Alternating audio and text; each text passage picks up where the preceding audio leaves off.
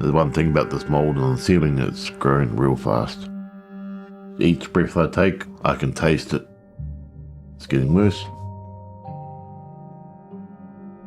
There's just mould seeping down ceilings everywhere and coming up from under the floors, and we want to leave because our health is being damaged. The health effects of black mould are so horrendous. The thought of it just started really, really upsetting me, almost feeling like I was keeping my baby in a health hazard. It feels like the mould is inside me.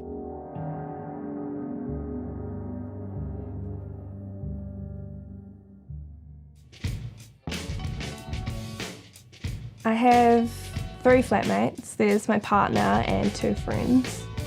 They're great, love them. It's more of a family than a flat. I'm the youngest of the house, but I'm definitely considered the mum. The fact that we go to university is great because we can stay there where it's warm, but then we have to come home inevitably, and it's horrible because it's cold and just miserable. There's just mould seeping down ceilings everywhere and coming up from under the floors. As soon as the weather started declining, the house got worse. This room, the wallpaper is actually blistering. It's because of the moisture in the walls. That one is just gross. Like, sitting here is just the worst. It's stained like that. These couches, they're just mouldy now. We'll try and cover it up because it's just gross. We have to keep the windows open pretty much all the time because otherwise it just gets wet and it's cold. But in this corner alone, mould. Mould on the furniture, on the floor. We've done everything we can to combat it, but it doesn't go away. So I would love to move out today if I could, but we can't without knowing if we're going to have to keep paying rent or not. The insulation, we've got a written report from a contractor saying there is no insulation. Yeah, the slide. Come on. Whee! Oh, wow. My baby's a pretty healthy baby, but a few weeks ago she was really sick. She was on a ventilator, which I just couldn't help but blame on the house. I'm watching. Mama watching. Ready? Come. Yeah, I'm coming. I live in a damp, mouldy home, therefore my baby's going to get sick. I'm going to have to take time off work, but for as long as I'm still stuck in this house, that cycle is just going to keep repeating itself. It takes its toll on me being a single mum and having to work. In order to get into this house, I was on the New Zealand emergency housing list, which at that point in my life I did need and I was grateful for. There we go. And take a mattress downstairs. Luckily it hasn't been bitingly cold lately, but sometimes we'll bunk in the lounge because it's warmer. She's none the wiser, and if anything, she sees that we're sleeping by the TV, so she's like, oh, fun. Oh, are you gonna jump? Go on then. You love it when Mummy pulls out the mattress, eh? I got no noise now. No noise now.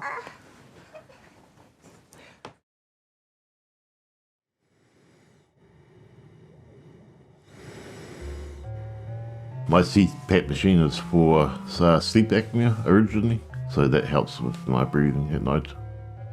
Each breath I take through the mask, it all goes through the filter onto the water tank into my lungs. I can taste it. Yeah, the mouldy, damp smell. It's disgusting. It's so cold in here. The moisture is that cold. Even the poor wallpaper's peeling. He don't like it. It's supposed to be a new flat and it's supposed to be repainted and all, but it wasn't. The mould started appearing here the first week I was here.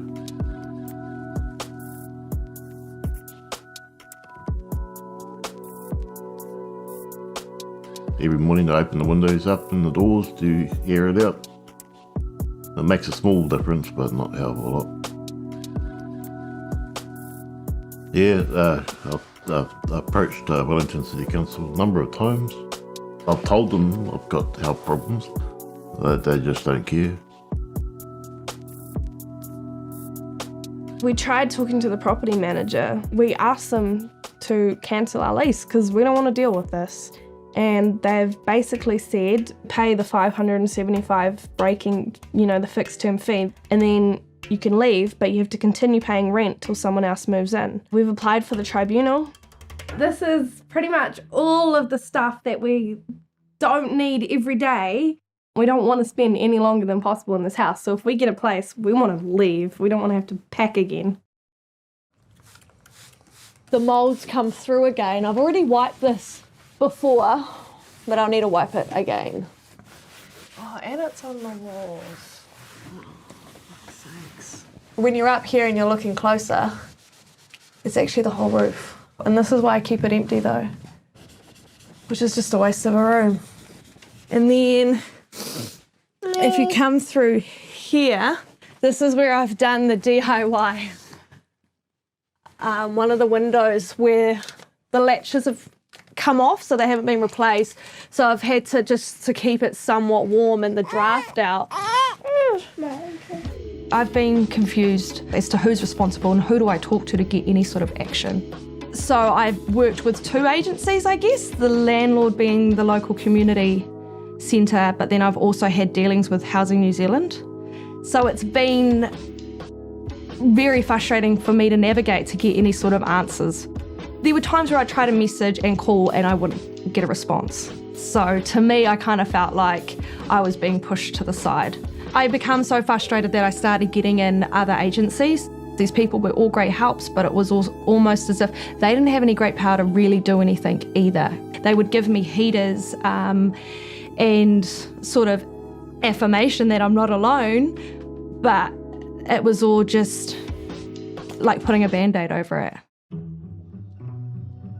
These places were built 50 years ago. These walls and windows are hopeless. They're so thin you can hear the neighbour sneeze. Ken next door. Afternoon, Ken. Good afternoon, sir. How are we? Good. He has the same issues, but not as bad as mine. He keeps his heater on all the time. Certainly toasty and warm in here. Yeah. Not Like bad. that all the time. You know that. Yeah, I know. That's why I keep coming over. It's too expensive to heat this place. I can't afford it. I'm on pay-as-you-go power, and every cent counts. Average monthly bill is $19 a month. Any more than that, it makes me cringe. I don't even run my hot water. That's only once a week. I haven't actually checked my last power bill. I know it's high. I don't want to deal with it. I can't think about it like that. I can't think about my heater as equaling money because I'll just want to turn it off. But I have to have a warm home. Yeah, everyone was excited about today. The Tenancy Tribunal pretty much said that it's been postponed because the property manager didn't get enough time to prepare something because she got her letter on Monday. So it means we had to spend more time here. I feel like property managers and landlords kind of take advantage of young people and students who don't know what they're doing. So they want to try and get as much money as possible from us without giving us a nice place to live. So it's difficult. It's really difficult. Being a single mum in the housing market sucks. I feel like I have to settle for shit because shit's all that's been offered to me. I went to a house viewing. There was no heating in this house. And when I questioned the real estate agent doing the viewing about the heating, he looked at me and he said, "Are you a lawyer?" I said, "No, I'm a tenant who's gone through the process and this house isn't up to standard." And automatically I just felt that power imbalance, like this was somebody talking down to me. Enoho. No, you don't want enoho. Enoho on the tepu. I am trying to look for other housing, but the housing game is so hard at the moment. So it's just kind of being trapped. It feels like I'm just trapped, where I'm an educated, qualified, professional woman, and even I'm struggling. What about Mama? Come back now. So imagine how big families who might be beneficiaries are feeling. We received a letter from the council stating in the near future some flats will be torn down, more than likely be relocated to another council flat. I'm sick and tired of moving around. I like to stay here. It's the location and the people that makes it okay. If I'm really cold, I go see Ken. His heater's on. What's on telly tonight? Oh, I don't know. Nothing much. But if they're going to knock these places down, then I have to go somewhere. So we met our property manager and we came to the decision that we'd pay a reduced amount to leave our fixed term, given the conditions of the property. They've given us 3 weeks to move out, look for a place, and we're not going to the tribunal. My experience renting for the first time has been pretty awful. The reality of it, you've got houses like this and you have to deal with it, but you don't really know how to deal with it.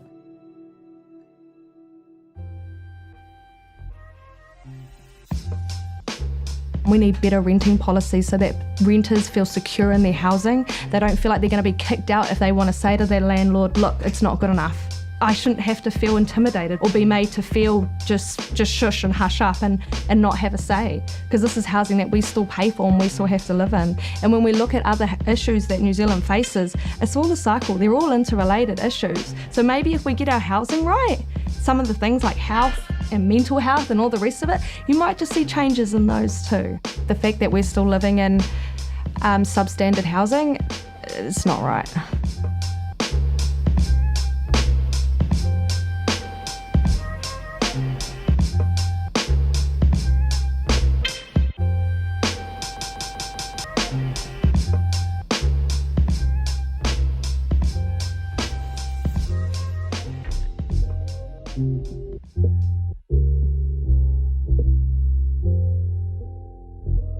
Mm-hmm.